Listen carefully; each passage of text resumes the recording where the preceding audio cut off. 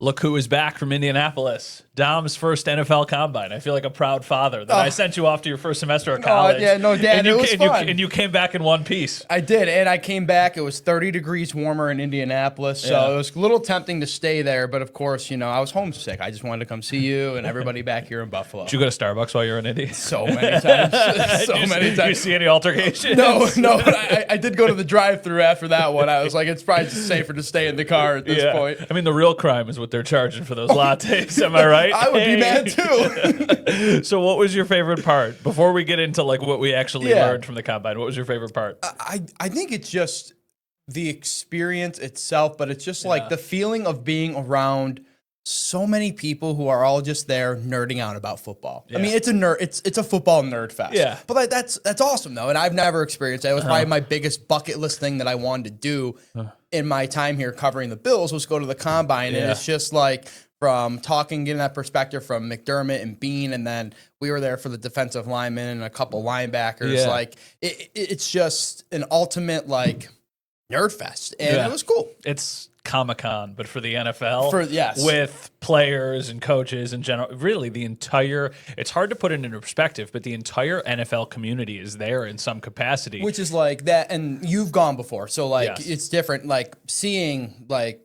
Rappaport and Pelissero and all these other like big name guys like Schefter even too. It's like, oh whoa, like this is a big event. Like the who's who of the NFL world is here. For me, who's never experienced it, I was like, pretty cool. Yeah, and then of course you see all of the top prospects and they're going through all of their emotions. And then you've got all the network shows in that room and all the different sets that are there and all the media that's covering it. It is truly pretty legitimate. So you were there for about 4.5 days that you were in Indianapolis. What was your biggest takeaway? What are you coming back from the combine with that you think is interesting?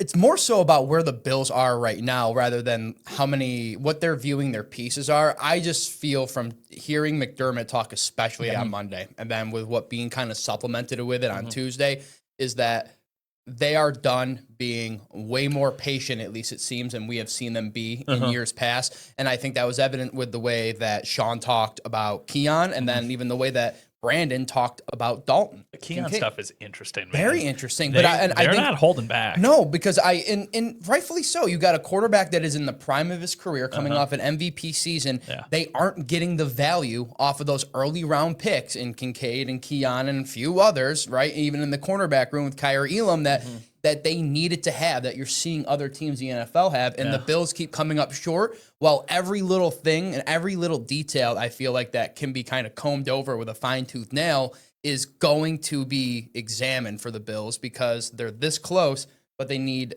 just this little bit more to get over that hump. The thing that was interesting to me, and obviously I'm watching the press conferences from back here, but the difference in tone we saw from Sean McDermott and then Brandon Beane, now back-to-back days. It was like good cop, bad cop. Yeah, but when Sean McDermott was talking about Keon Coleman, it was pretty like, hey, we need more from this guy. 100%. And he knows that he needs to be better for us moving forward. And Brandon Beane was much more, he's 21 years old, lets everybody breathe and give him a chance. But it's funny because Sean's the one coaching him. Brandon is the one that drafted him. Right. So I'm sure there's probably more grace with the guy who just drafted you because he needs you to be successful. Yes. It looks bad on him yes. if you end up being certainly not a bust, because that would be ridiculous to even claim that at this point, because he was a pretty good asset and piece for them before the injury. Which I do believe that the injury is Jordan Poyer, by the way. Is something Jordan Poyer injury. Yeah. No, Jordan Poyer, just giving Buffalo fans one more little, Give him a win, though.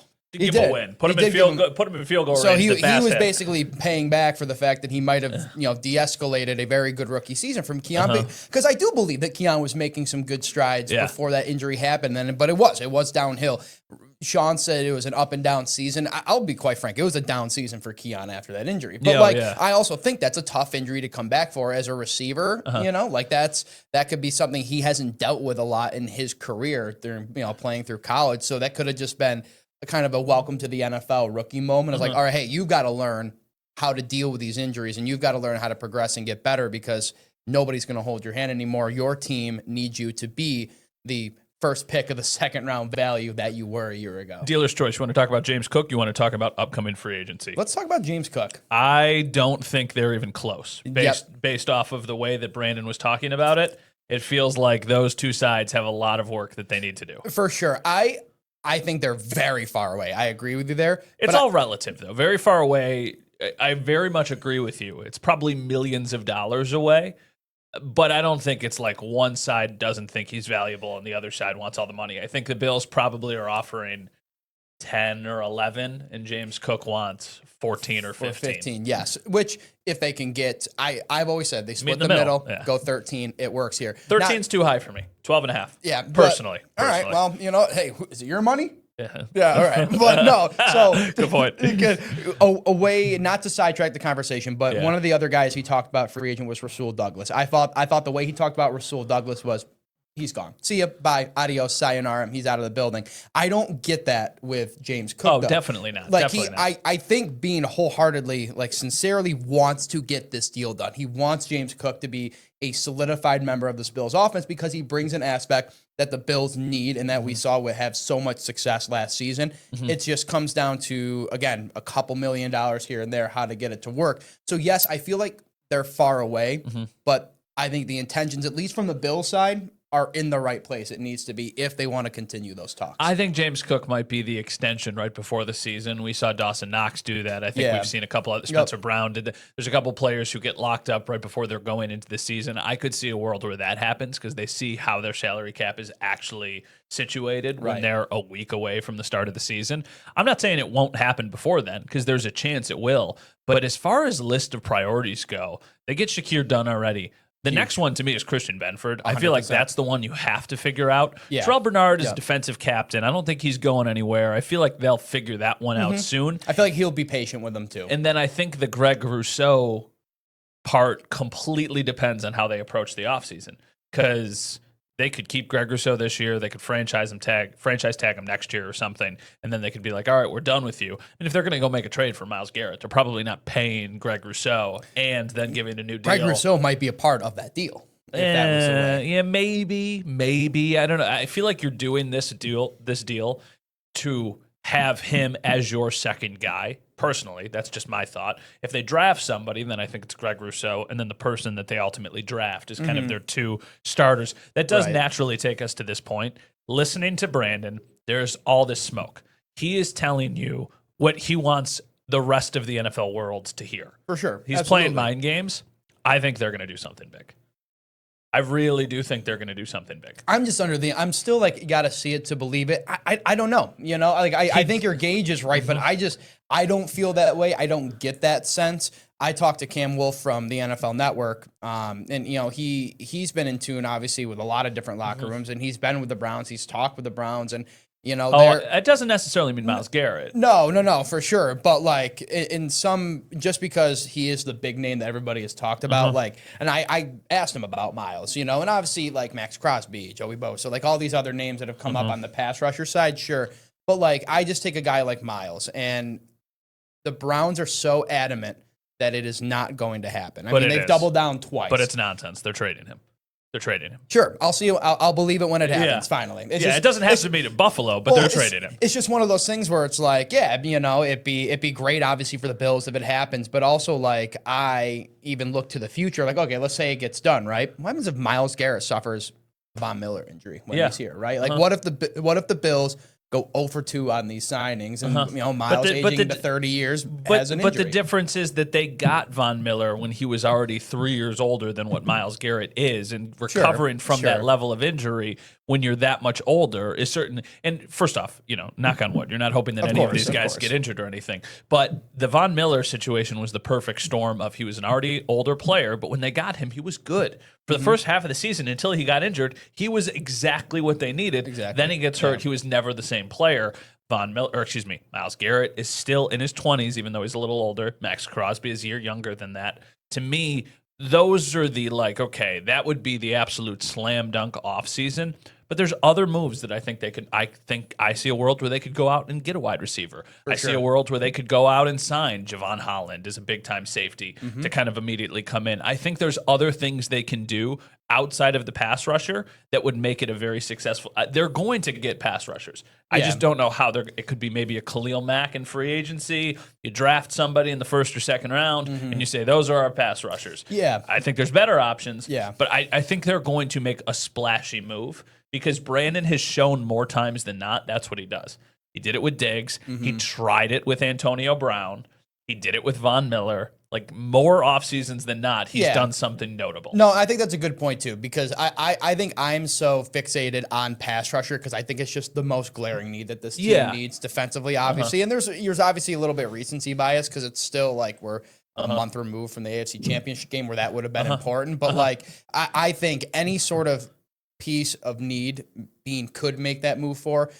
And if you're a Bills fan at home, again, Josh Allen in the prime of his career. These are the stretches of years where he needs to bring a Super Bowl back to Buffalo. Brandon Bean is not doing his job if he is not getting the right pieces in there. So that is a reason for optimism why he maybe could get a deal done. I don't know what it is until it's done. Let me give you a complete hypothetical because I think that this is something that now people on social media are talking about. Would it be a win of an offseason if the Bills trade for DK Metcalf? He's added as a wide receiver, but they don't go out and get a big prize pass rusher. Let's say they trade for DK Metcalf, they use a day 2 pick on an edge rusher, and they sign 34-year-old Khalil Mack. Are you considering that a win of an offseason? Yeah, that's a win. I think so too. Yeah, I think so too. Yeah, it's DK Metcalf. I agree. That's your number one boundary wide receiver that you need. But I feel like there are some fans who are pass rush or bust, Myles Garrett or bust, Max Crosby or bust. I feel like if you're in that camp, you're setting yourself up to be disappointed because the odds are so heavily against you. Just like there's only so many options. Hey, pass rusher leader here. I want one too, right? I get it. But listen, if they go and do this situation, take it, Bills fans. That's a great move. Priority for me is pass rusher, but there's also a lot of other priorities that this team could use. That hypothetical, you take that every day of the week, twice on Sunday. Deal or no deal, I'm slamming the case shut. I'm telling the banker, make the deal. We're not going anymore. Hammering the button. It's been a while since I've watched deal or no deal. Think about a wide receiver room. Now, I think DK Metcalf is 27, I believe. Could have been a bill. Could have been a bill. Probably should have been a bill. Yeah. Think about a wide receiver room that now goes from what you have to DK Metcalf, Khalil Shakir, Keon Coleman, and then probably bringing back Mac Hollins in some sort of capacity, with then Curtis Samuel as your gadget guy, like they used him in the playoffs. All of a sudden, that looks like a very legitimate wide receiver room with a lot of different skill sets that I think the Bills could really take advantage of.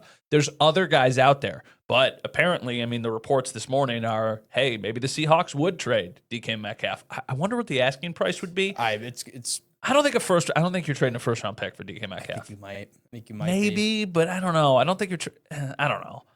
I think you're like legitimately on the fringe. Because in my head, I'm like, oh, it's an easy first round. But then you do think about it though, and you're like, actually, you try to get away with a second. Well, they traded a 1 for Diggs. And is DK Metcalf a better player than Diggs was at that time? I don't think so. Diggs was younger too.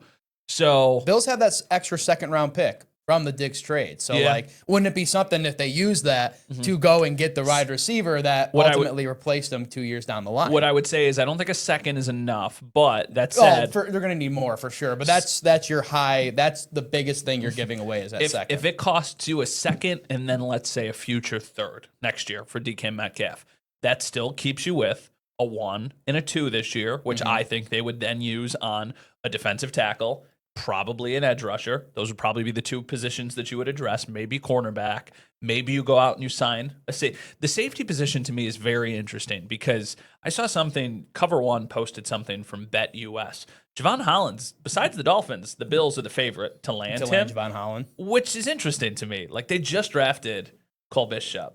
They have Taylor Rapp under contract. Is that an area that they're that focused on? This year it wasn't. This year they rolled out with Taylor Rapp and DeMar Hamlin. They were good with it. Not saying that it was good enough. Right. Maybe McDermott finally, this was the first year you didn't have Hyde and Poyer. So this was the first year you didn't have that solidified experience, the literal backbone of your defense. Maybe you start over and you get Holland. And and maybe that's the thing. McDermott kind of assessed it with Bobby Babich and they talked to Bean. It's like, hey, we need a solidified safety because he is going to be able to help us get away with so many other things that might go wrong. And if pieces start to shift around the defense with new guys, you're trying to reacclimate the line, like Dwayne Carter coming in. There's all these other pieces. Maybe a safety like Javon Holland, a veteran in that sense, kind of helps put some assurity back to that side of the ball. And we're not having to talk about the storyline possibly that is, in a playoff game, in an AFC championship game. If you're playing Kansas City, you give up the highest points they've scored all season when it mattered the most. That's what I ultimately gathered is that Bean is, and Bean's not going to tell, obviously, anybody at the NFL Combine what his intentions are. No NFL GM is going to do that. I'll see it to believe it, but I'm also very hard-pressed to believe he'll sit and by any means on his hands because, again, Josh Allen, prime of his career, you're that close. It's time to go get the job done. All right, this is how we're going to end this little recording that we're doing here. We're going to go rapid fire. I'm going to say the name of a player that's either a free agent or potentially on the outs. Tell me yes or no if you think they are back. You'll go first, and then I will respond with the next person. Now, is the salary cap real in this situation? The salary cap is indeed real, but of course we know it can be manipulated. Of course. Von Miller. No. Yes. No. Okay. All right. DeMar Hamlin. No. No, for me also. Trying to think of other players. Russell Douglas. Yes. Yes. No. Ty Johnson. Yes. Yes. Matt Collins. Yes. Yes. I agree. Dewan Smoot, excuse me. No. Yes. Okay. Yeah. All right. Anybody else I'm forgetting? Notable. No, I think that was about it there too. I think Austin Johnson. Probably no. Yeah, I mean 2 interceptions. That's 2 interceptions. That's a good point. That guy. I think was it at one point in the season he was like tied for like second or third in the team in interceptions. Yeah, probably. That was crazy. I was going to say he had the interception against the Colts and they did an interception against who was the second team? I don't remember who it was. Colts and I'm blanking. It was right in the Seahawks. Seahawks, yes. It was the Seahawks. Seahawks. It was fun. One of my favorite moments of the year.